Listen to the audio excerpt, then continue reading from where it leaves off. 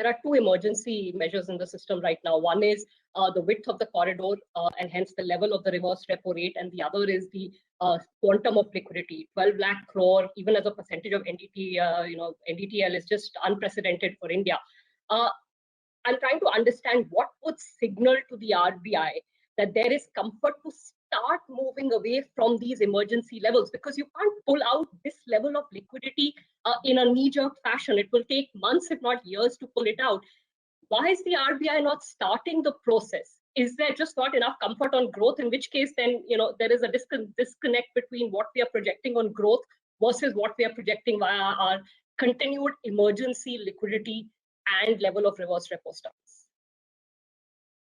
I think that let Deputy Governor Michael Patra take this question.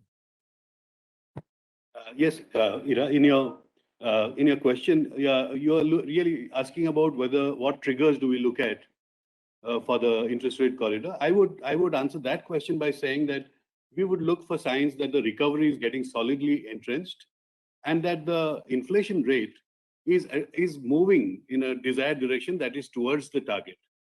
I must hasten to add that we are not looking at destinations, but at journeys.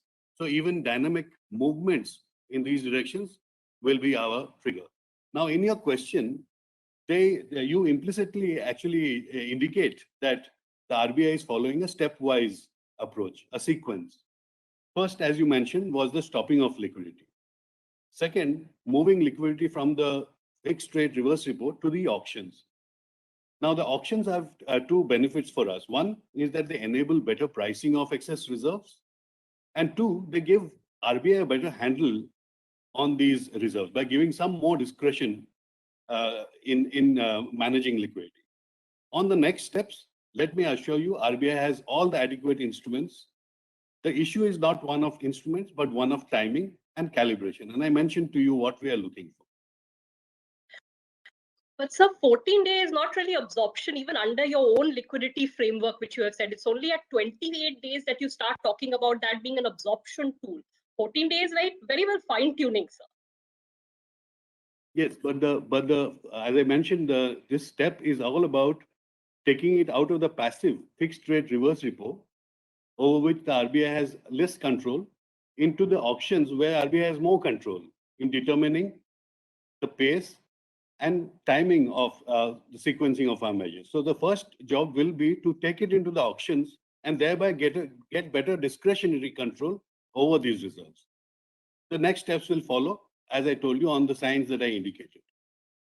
There is a certain sequence in which RBI is proceeding. So as I was explaining to Ira, the first steps were to really stop the liquidity, the addition to liquidity. Having done that, we are now moving from a passive liquidity management framework to the more regular liquidity management framework, where we have some discretion in the modulation of these flows. As and when growth gets stronger and self-sustaining, and inflation looks like it is heading towards the target on a durable basis, we will take over the next steps.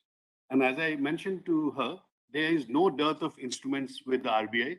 Let that be firmly understood. It is only a question of calibrating it to the emerging circumstances and timing it so that we avoid nasty surprises.